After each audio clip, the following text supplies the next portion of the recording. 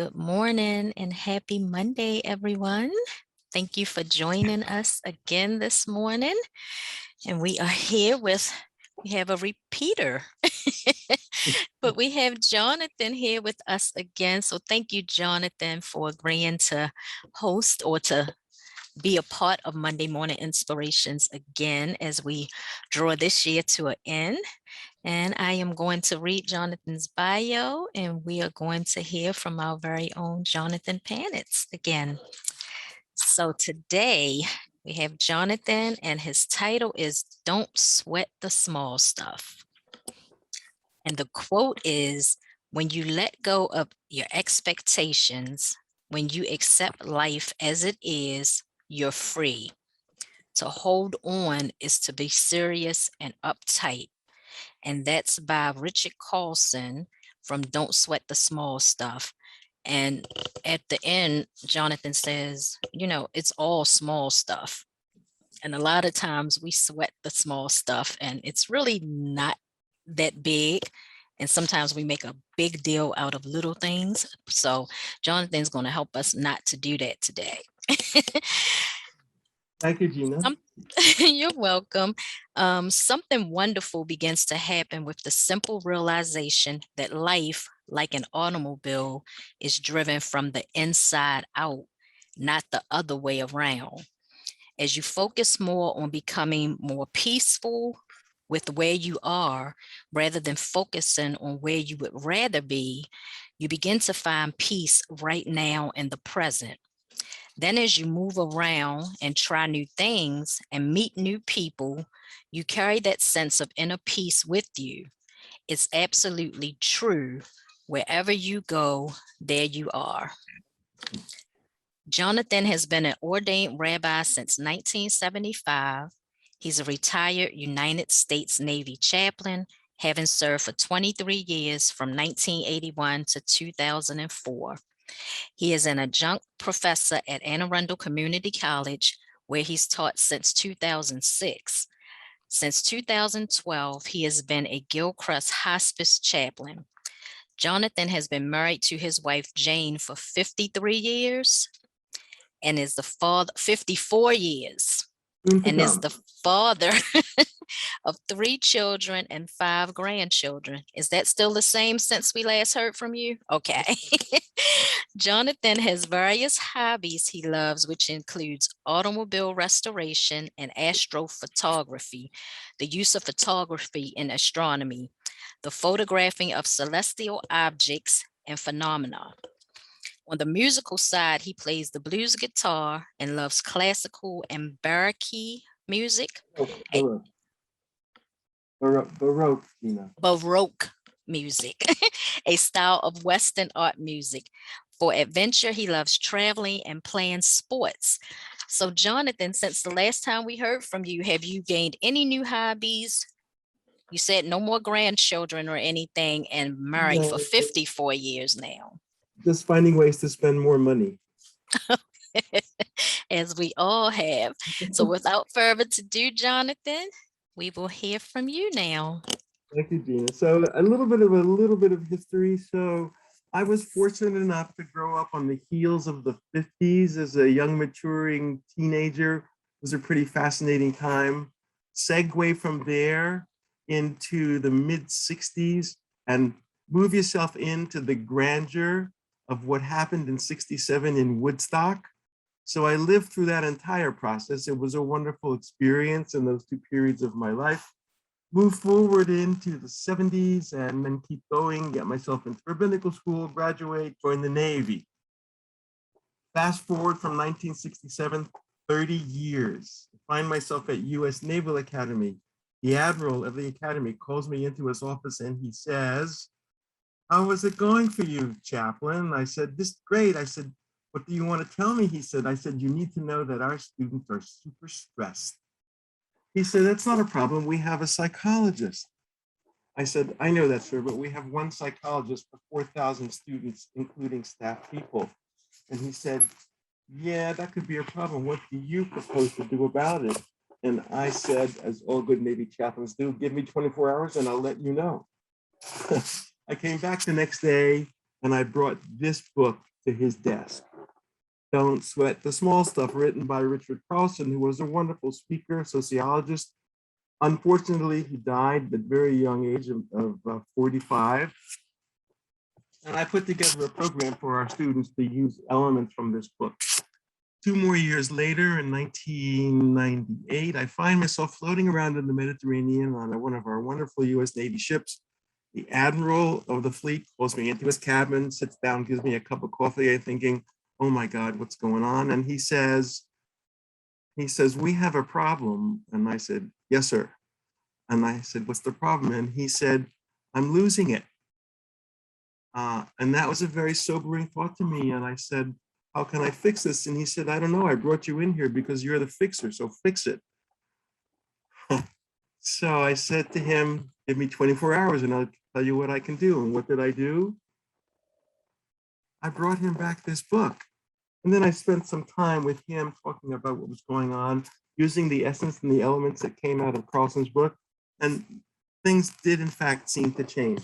So I'm going to wade right into this wonderful text that we have in front of us.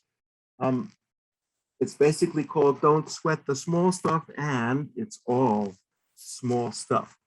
So what we need to begin to understand is who we are and how we somehow dedicate ourselves to what we do. And the first thing that the book tries to remind us is the story of driving. I spend every day an inordinate number of hours in what is called windshield time. And my windshield time, I have any number of people who try to cut me off on a regular basis. They cut me off on Route 60, 695 or 795 or some highway street. And I think to myself, you know what? I'm going to let that guy go so he can have his accident somewhere else. Compassion I'm feeling is trying to figure out how could I somehow, in some way, indicate to this guy that being in such a great hurry is really not going to be the best thing for his life. So we, each of us, can learn to develop those aspects of compassion for others who always seem to be in a big hurry and somehow learn how to slow down the pace of their life. The other thing that sort of comes out of this text is the way in which we just appreciate the way things are, because we can't always change those things that are around us. There are many things around us that appear to be imperfect. It could be related to ourselves. It could be related to others. We might stand up one morning and say, God, I wish I could lose those few pounds. We might spend the next day thinking to ourselves, I just can't get this all done. It's really beyond me. It's just not beyond my capability. If we somehow learn to relax and be aware of those things around us that enable us to learn how to be more relaxed, our lives become somewhat simpler. The other thing that I've noticed, and I think the book basically tells us, is that none of us is perfect. We need to learn how to come to peace with our imperfections, and using those imperfections, use them to help teach ourselves a lesson. This is the lesson that I have garnered. When you have what you want, which is a sense of inner peace, you are less distracted by those things that you want, by your needs and your desires and your concerns. And it just, for me, becomes easier to concentrate, focus, achieve my goals, and give back to others what is so necessary and so important in the things I do on a daily basis. The other process that we kind of look at and understand is our thought concepts. Thought processes have a way of snowballing. Once we think that one thing is not so good, we snowball that into thinking something else is no good. And once we get that into our heads, the next thing seems to roll along. And the solution to all of this, so says Carlson, is not to notice what's happening in your head, but allow your thoughts just to float free and be less contained and less intense. And it's an exercise that I have found works for me really well when I find myself in super overstressed situations, and I just sit back and think to myself, there are some things that aren't so terrible. Don't sweat the small stuff. Compassion, which is something we practice on a daily basis, It's something that we can develop. We aren't necessarily born with compassion. We can develop compassion. And to emphasize how we do that, there are two concepts that we need to recognize and understand. The first idea of developing compassion is intention. We simply have to be intent on what it is our hearts want to do. As we open our hearts to others, we expand our thought process. And the second concept of that is action. What will you do about this expansion of your heart? And how will you make others understand and know and feel and see and feel exactly what it is that you're compelling them to do? Mother Teresa says, we cannot do great things on this earth. We can only do small things with great love. I think that's a very telling kind of concept. The other thing I've noticed as I go around what I do on a regular basis is that people like to finish sentences for others. It's a process that we use because we are fairly intelligent. We hear somebody saying something and we think to ourselves, oh my God, I have the answer. I will simply finish what the other person has to say. What that ends up doing basically is making both people feel nervous. Someone isn't sure of what they want to say, and perhaps even gets turned off because in their thought process, it's this person just doesn't want to listen to me. Remind ourselves. I try to remind myself. I don't always succeed. I have to be contrite about that. I need to remind myself that when someone else is speaking, I need to be patient and wait and listen. And when they're finished, I can put in my 2 cents. Those with whom you communicate will feel much more relaxed around you, and they will feel heard and listened to. The other thing I've noticed, and I have seen this on a fairly frequent basis, is that we are certainly a meritoriously focused organization. There's nothing wrong with that. We give out awards for presence. We give out awards for speaking. We give out awards. We give out reasons to have awards to be thankful for all that what we do. But it also sometimes becomes a unique process for each of us. And I suspect we all do this and we don't ever talk about this, is simply do something nice for someone else, but we never tell anyone else that we have done it because it gives us a feeling of glory and joy and pride, which is an acceptable process. The next time you guys do something really nice for someone else, the challenge is keep it to yourself. See how that feels. It might work out really great. And the other thing I've noticed that is a kind of an addendum to this is to let other people have the glory. Sometimes we do great things.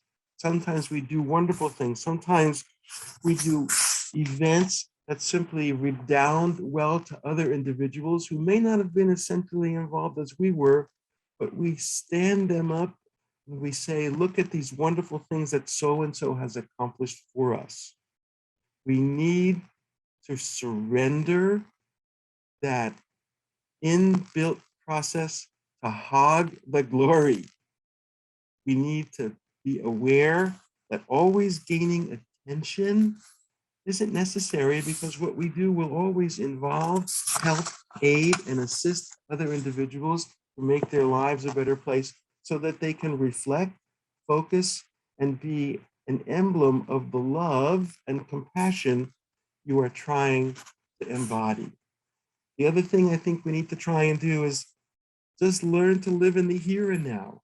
How many of us had said, tomorrow I'll do this. Someday I'll get this done. One day I'll change my habit. Someday I'll think differently. Someday I will, someday I will. And the someday never actually happens because we keep looking forward to it.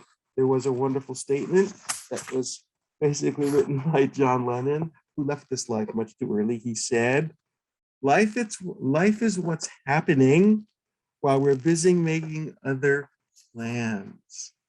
People around us are growing up. Our children are moving away. Our children, our friends are dying. Our bodies are getting out of shape and our dreams are slipping away. Because we do this, we miss out on life. We need to refocus our plans And I think the most telling statement comes from Mark Twain, who was a very well-known author. And this is what he said: I have been through some terrible things in my life, some of which actually happened. Very interesting process. And the next thing I would like us to think about as we sort of move through this process and sort of see where we're going is, how do we be the first one in line to reach out? How do we be the first one in the process to act in a loving and endearing fashion? And I have seen, I can't tell you how many times I have seen this, patients I have gone to see who say to me, my daughter doesn't talk to me anymore. My son doesn't talk to me anymore. I have no relationship with my dearest friends. And somehow, in a very compassionate way, I say to them, you know, I understand your pain. I feel your distress. Maybe, just maybe, it wouldn't hurt if you just tried to call them. And sometimes that actually works. And I go back to see my patients and they say, you know what, Jonathan, you were right. I called up and we reunited. Be the first one to reach out, show acts of loving and kindness, and be the first one to let others know that you are there for them. The other part of this that I really like is, I really like this because I'm a type A personality and I'm always trying to do something. What I really like about this is to allow yourself to be bored. What does that mean? That means just allow yourself some moments of the day to sit back and think to yourself, you don't have to do anything right now.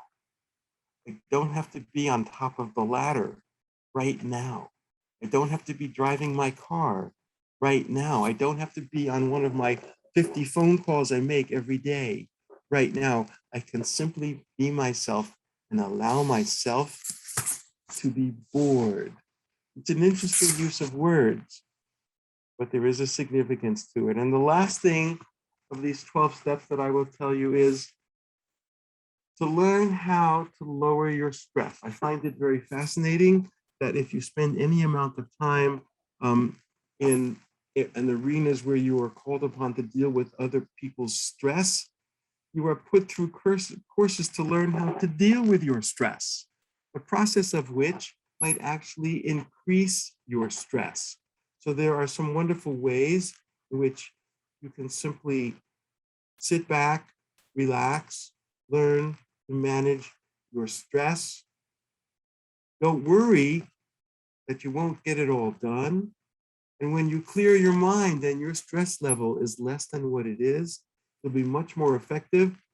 And perhaps you'll even have more fun doing what you're doing. And in closing, I would like to say these few things. From various philosophies and historical perspectives, we have these bits and pieces of understanding.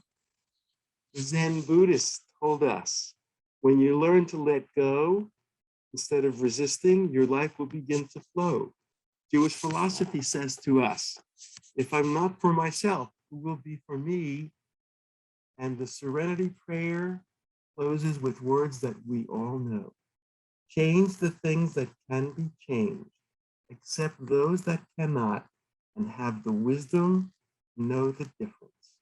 I am hopeful if you try these 12 steps, you will learn 2 simple rules of harmony.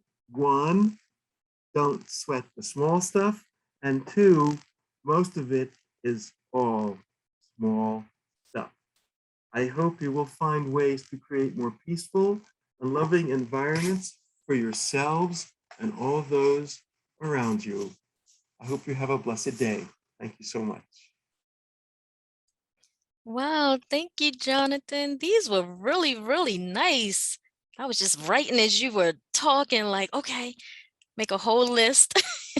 So these were really, really good points to start us off for this week. And I'm sure we've all are able to identify with more than just one of them on things we can do and improve it and change. And I loved all of those little nuggets, as I call them. And I think they were great. So at this time, if anyone has a question or a comment they would like to share or ask Jonathan, please unmute yourself and do so at this time.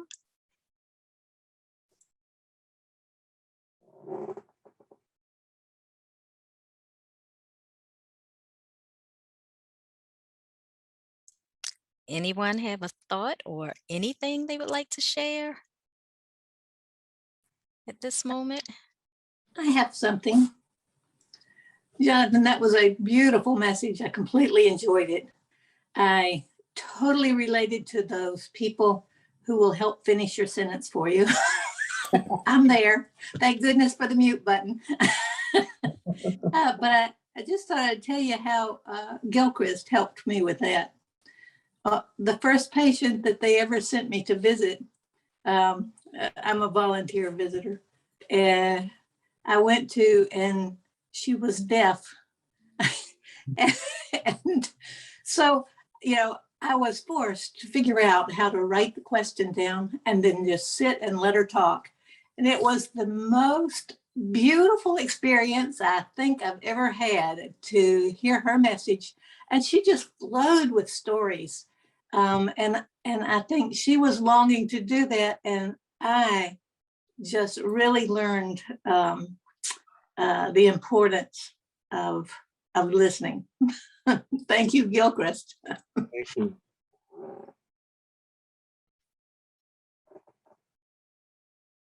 Just wanted to say, I love your message. I can definitely relate. The idea of calling for stillness, calling for just that listening, not finishing other people's sentences. I'm the kind of person that is always very active, sometimes too active, and I'm moving from one thing to the other. And it's good to have that reminder to slow down and listen. And guess what? It's all small stuff. It helps put things into a more balanced perspective. So I do appreciate that. Thank you. Thank you, Mark. Hey, Jonathan, it's Christine.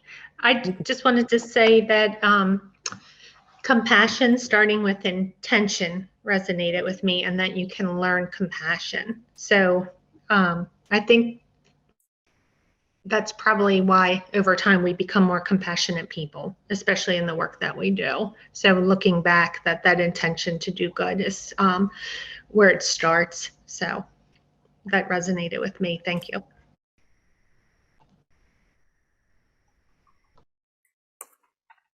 Thank you all. Anyone else would like to share what they take away from this or what stuck out to you most before we close out?